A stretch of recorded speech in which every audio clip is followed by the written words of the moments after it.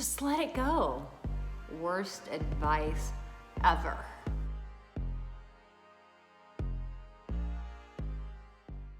Well, hello. If you don't know who I am, my name is Arica Angelo, and I am the CEO and founder of the Arica Angelo Intimacy Experience. And I'm gonna share with you the worst advice ever, in my opinion, which is let it go. First off, this isn't Frozen. This is life. And just letting it go doesn't always work. Here's why. When we tell people just to let something go, oftentimes what we're doing is brushing them off. That's right. Essentially what we're saying is, I don't want to hear what you have to say, and I really don't want to have to deal with it, so just let it go. The problem with that is you're invalidating their experience. You're invalidating what it is that they're sharing with you. So instead of saying, hey, just let it go, you might ought to try this. Wow, I'm really sorry you had that experience. That must have been really frustrating. That must have been really painful. It sounds like that really bothered you. I'm so sorry you went through that. Validating their experience does so much more wonder for them than saying, let it go. Now, I did a whole article on this, and I'll share it in the description below, but letting it go is sometimes a process.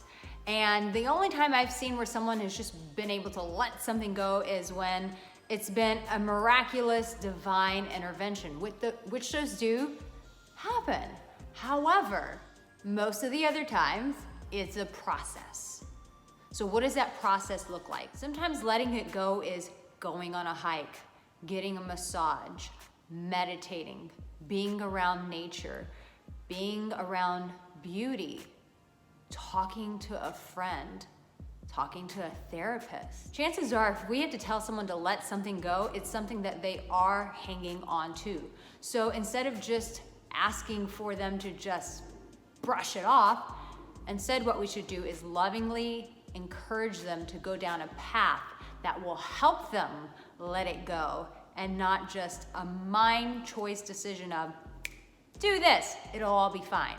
In my own experience of what I've seen, when people say that they've let things go, if I examine their life, if I examine how they treat themselves, how they treat the people around them, when I see those moments of pain that they quote unquote let go, it tends to show up with not only how they treat themselves, but how they treat the people around them. So maybe they were verbally abused as a child and they say, I just let that go. But if you watch them, they're scared of conflict. They're scared of confrontation.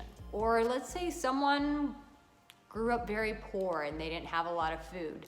And now they just find all of their comfort with food and they say, well, I just let it go. I'm trying to paint a picture here. And essentially what I'm saying is this, is just letting it go is a mind job. And to really let something go, it has to be a heart job.